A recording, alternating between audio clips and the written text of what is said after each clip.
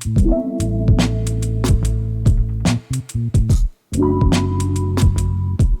Class. आज के इस लेक्चर में हम डिस्कस करेंगे पीडियाट्रिक के कुछ important question one liner form में। तो देखते हैं। जैसे कि हम बात करते हैं कि बच्चों की जो टॉयलेट ट्रेनिंग है वो कब से स्टार्ट कर देना चाहिए। जैसे कि इसको हिंदी में हम बात करेंगे, एएनएम के लिए सेशन है। तो जैसे कि इसमें हम बात करते हैं, शिशु को जो बच्चा होता है उसको शौचालय का परीक्षण जो है किस उम्र में शुरू कर देना चाहिए। मतलब जो बच्चा है उसको टॉयलेट ट्रेनिंग किस उम्र में या किस एज में स्टार्ट कर देना चाहिए टॉयलेट ट्रेनिंग। तो 18 मंथ के जो बच्चे होंगे उनको टॉयलेट ट्रेनिंग जो है प्रोवाइड करना चाहिए, बताना चाहिए। नेक्स्ट हम बात करते हैं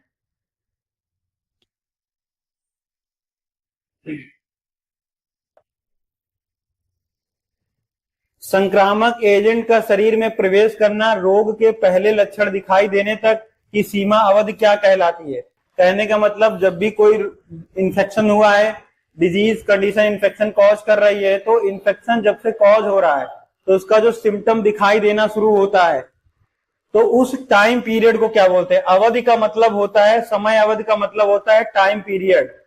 समय अवधि का मतलब होता है टाइम पीरियड। तो डिजीज जो हो रही है उसके साइन एंड सिम्टम जिस समय तक दिखाई देते हैं उसको क्या बोलते हैं कि किस समय तक दिखाई देंगे, किस समय अवधि तक दिखाई देंगे, तो उसको बोलते हैं इंक्यूबेशन पीरियड। क्या बोलते हैं? Incubation period. उसको क्या बोलते हैं? Incubation period. मतलब जब इन्फेक्शन कॉज हो रहा है और जब सिम्टम दिखाई देना शुरू हो जाएंगे तो उसको हम क्या बोलेंगे? इंक्यूबेशन पीरियड बोलेंगे। नेक्स्ट हम डिस्कस करते हैं कि कौन सा जो वायरस है जो जनित संचारी रोग, इसमें से नहीं, ये ऑप्शन फॉर्म में क्वेश्चन था, इसको हमने वन लाइनर फॉर्म में कन्वर्ट किया है। तो जैसे कि हम बात करते हैं कम्युनिकेबल डिजीज जो हो रही हैं उसमें से कौन सा जो है ऑप्शन नहीं होगा। तो जो डिप्थीरिया है ये कम्युनिकेबल डिजीज में नहीं काउंट किया जाएगा। इसको क्या करेंगे?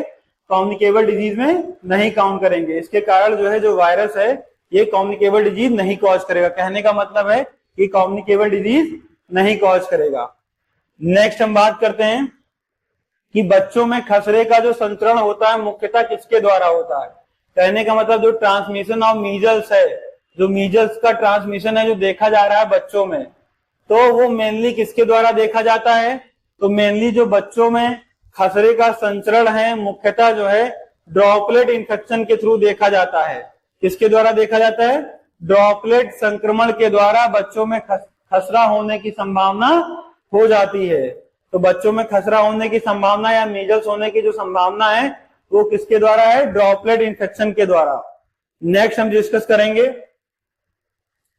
कि डिप्थीरिया सामान्यतः किस आयु वर्ग में पाई जाती है। कहने का मतलब है डिप्थीरिया की डिजीज कंडीशन हो रही है, डिप्थीरिया डिजीज कंडीशन में हमें क्या देखने को मिलेगा कि ऐसे बच्चे, किस उम्र के बच्चों को जो है डिप्थीरिया कॉज हो रहा है। तो हम देखेंगे 1 साल से जो 15 साल तक बच्चे रहेंगे उनमें डिप्थीरिया पाया जाएगा, उनमें डिप्थीरिया की डिजीज कंडीशन देखी जाएगी। तो 1 से 5 साल के जो बच्चे हैं उस वर्ग के आयु के बच्चों में देखा जाएगा डिप्थीरिया सामान्यतः, मतलब कॉमनली देखने को मिलेगी हमको। नेक्स्ट हम बात करते हैं निम्नलिखित में से कौन सा संचारी रोग जीवाणु जनित रोग है। कहने का मतलब है which of the following disease is the bacterial borne disease. कौन सी डिजीज है जो बैक्टीरियल बॉर्न डिजीज है। तो जैसे कि हम इसमें देखते हैं कि जो टिटनेस है वो क्या है? बैक्टीरियल बॉर्न डिजीज है। तो टिटनेस कैसी बीमारी है? टिटनेस जो है बैक्टीरियल बॉर्न डिजीज है। टिटनेस डिजीज को हम किसमें काउंट करेंगे? इसको हम बैक्टीरियल बॉर्न डिजीज में काउंट करेंगे। इसको हम किसमें काउंट करेंगे? बैक्टीरियल बॉर्न डिजीज में काउंट करेंगे। नेक्स्ट हम बात करते हैं highest incidence of pertussis is found in age group. मतलब पर्टोसिस की सर्वाधिक घटना किस आयु वर्ग में पाई जाती है।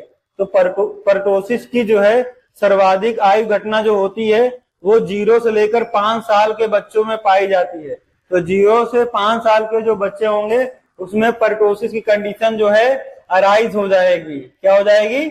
अराइज हो जाएगी, जो कि सामान्यता देखने को मिलती है। नेक्स्ट हम बात करेंगे किस उम्र किस उम्र में एक बच्चा जो होता है वो मामा बाबा जैसे 2 अक्षरों का उत्पादन कर सकता है? उत्पादन का मतलब बोल सकता है, यहाँ पे बोल सकता है, या बोलना स्टार्ट करता है, या बोलना शुरू करता है।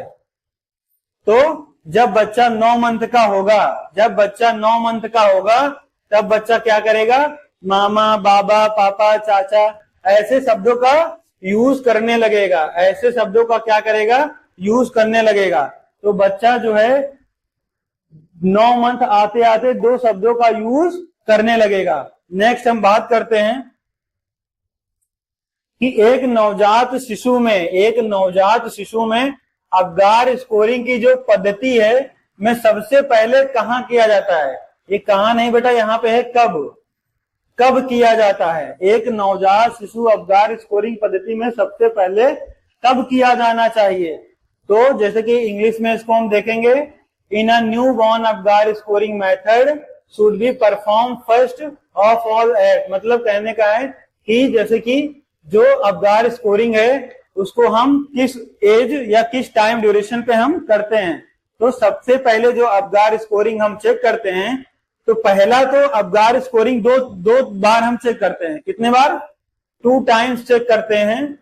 अबगार स्कोरिंग को हम 2 समय पर चेक करते हैं। पहला जो चेक करते हैं वो 1 मिनट के दौरान चेक करते हैं।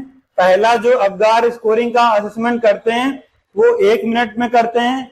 नेक्स्ट दोबारा से जब हम अबगार स्कोर चेक करते हैं तो 5 मिनट, मतलब 5 मिनट के बाद चेक करते हैं। पहला अबगार स्कोरिंग 1 मिनट पे, बर्थ से 1 मिनट पे चेक करेंगे। दूसरा अबगार स्कोरिंग 5 मिनट पे हम चेक करेंगे। कहने का मतलब है पहली बार जब अबगार स्कोरिंग चेक करेंगे तो 1 मिनट पे करेंगे बर्थ के बाद, और दूसरी बार जब अबगार स्कोर टेस्ट करेंगे तो 5 मिनट के बाद करेंगे। नेक्स्ट हम बात करते हैं कि निम्नलिखित में से कौन सा हार्मोन दुग्ध उत्पादन प्रतिवर्ध के लिए उत्तरदायी है? कहने का मतलब है कि जो मिल्क प्रोडक्शन में कौन सा हार्मोन हेल्प करता है, कौन सा हार्मोन हेल्प करता है, कौन सा हार्मोन हेल्प करता है दूध प्रोडक्शन में, यानी मिल्क प्रोडक्शन में कौन सा हार्मोन हेल्प करता है? तो हमारा आंसर होगा प्रोलैक्टिन जो हार्मोन होता है। हमारा आंसर होगा प्रोलैक्टिन जो हार्मोन होता है वो मिल्क प्रोडक्शन में काम करता है, हेल्प करता है, सहायता करता है। कहने का मतलब है दूध के उत्पादन में क्या कौन हेल्प करता है? प्रोलैक्टिन हार्मोन मदद करता है, हेल्प करता है।